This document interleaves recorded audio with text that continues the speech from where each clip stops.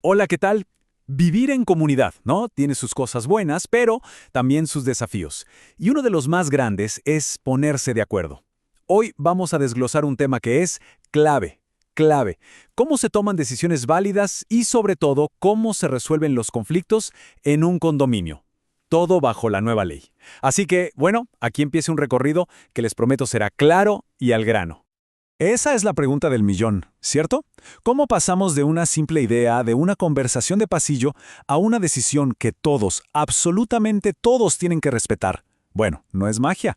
La ley nos da un mapa, un proceso súper claro para que todo sea justo, ordenado y, lo más importante, participativo. Para que todo quede súper claro, organizamos el tema en 5 puntos. Primero, vamos a ver los cimientos de cualquier acuerdo. Después, nos metemos con el poder de la asamblea. Luego, exploraremos las alternativas, porque no siempre se puede ir a las reuniones. También, un punto clave: ¿quién tiene voz y voto? Y para terminar, ¿qué hacer cuando las cosas se complican? Vamos a ello. Listo.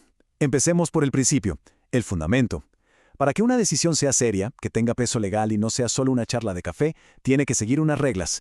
Y la regla número 1, la más importante de todas, es una palabrita que vamos a escuchar mucho: quórum.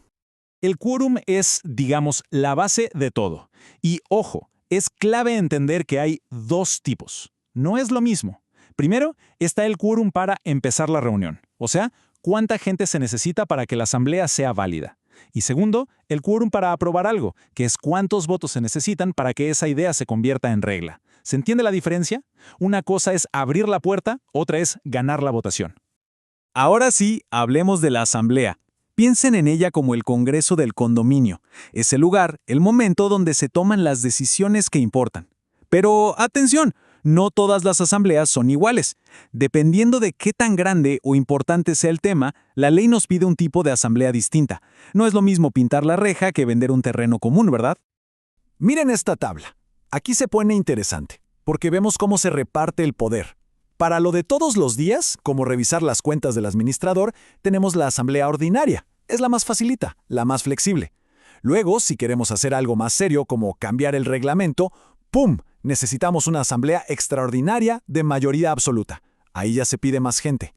Y para lo más drástico, como vender una parte del edificio, se necesita una mayoría reforzada, o sea, un acuerdo casi total. Cada decisión tiene su peso. Fíjense en este número: 33%, un tercio. Para una asamblea ordinaria, con que llegue un tercio de los derechos, ya se puede empezar a conversar. Esto es genial, porque facilita muchísimo la gestión del día a día. Claro, una cosa es empezar. La decisión final la toma la mayoría de los que fueron, pero al menos la reunión se puede hacer. Y aquí tenemos el 50+1, la famosa mayoría absoluta. Y aquí está el truco, la parte importante.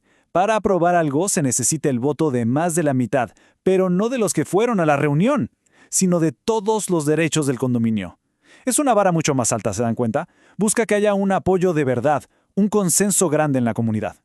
Y llegamos al 66%, 2/3. Este es el nivel de acuerdo más alto que existe. Está pensado para esas decisiones que de verdad pueden cambiarlo todo en el condominio. Es como un candado, una protección para asegurarse de que los cambios más profundos, los más fundamentales, no se tomen así como así, a la ligera. Ok, seamos sinceros. Juntar a todo el mundo en el salón de eventos un martes a las 7 de la tarde es casi una misión imposible. Entre el trabajo, los niños, la vida, es difícil.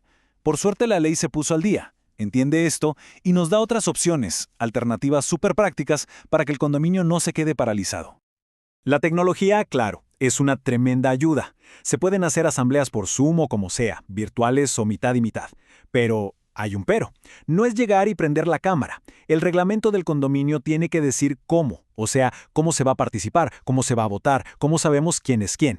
Todo tiene que estar escrito antes para que el juego sea justo y transparente para todos. Y miren esta opción que es potentísima: la consulta por escrito. Imaginen que se cita a una asamblea y no llega nadie, o casi nadie. Bueno, para que no se pierda todo, el comité puede decir: ok, hagámoslo por escrito. Pero es un proceso serio, ¿eh? Paso 1. Se avisa a todos. Paso 2. Se manda toda la información, los pros, los contras, todo.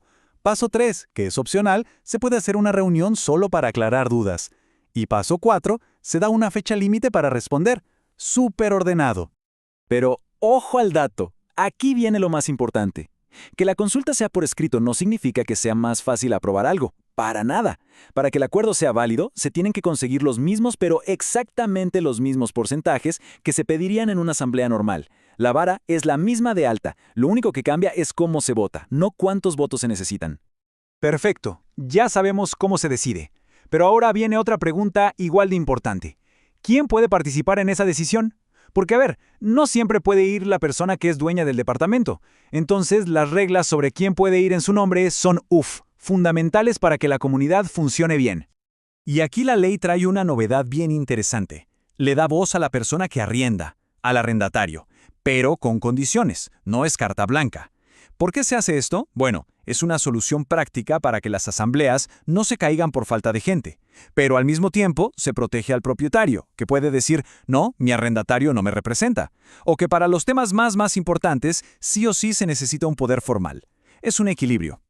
Y bueno, es inevitable. A veces, por más que se intente, hay conflictos. Hay temas que simplemente no se resuelven en una asamblea y que pueden escalar. Para esos momentos, para que la cosa no explote, la ley nos da una especie de red de seguridad, diferentes caminos para buscar una solución y, ojalá, mantener la paz.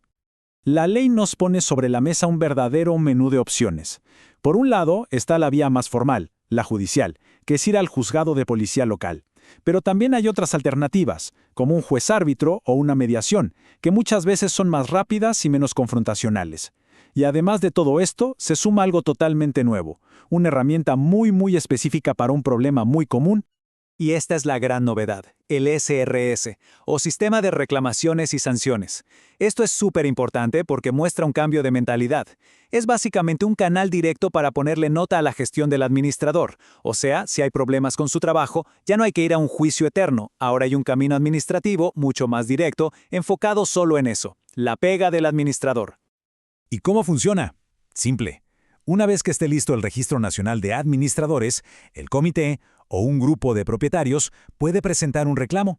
Si se investiga y se comprueba que hubo una falta, ¡zas!, la sanción se publica en ese registro. Y eso, claro, afecta la reputación y el futuro trabajo de ese administrador. La idea de fondo es clara: subir el nivel, profesionalizar el trabajo de la administración de condominios. Y con esta reflexión vamos cerrando, porque al final del día, las leyes, los reglamentos, son solo herramientas. El verdadero desafío, y yo creo que también la gran oportunidad, está en cómo las usamos para construir una mejor convivencia. La estructura legal, digamos que nos da el mapa, pero la voluntad de colaborar es lo que de verdad lleva a la comunidad a un buen destino. Muchas gracias por la compañía.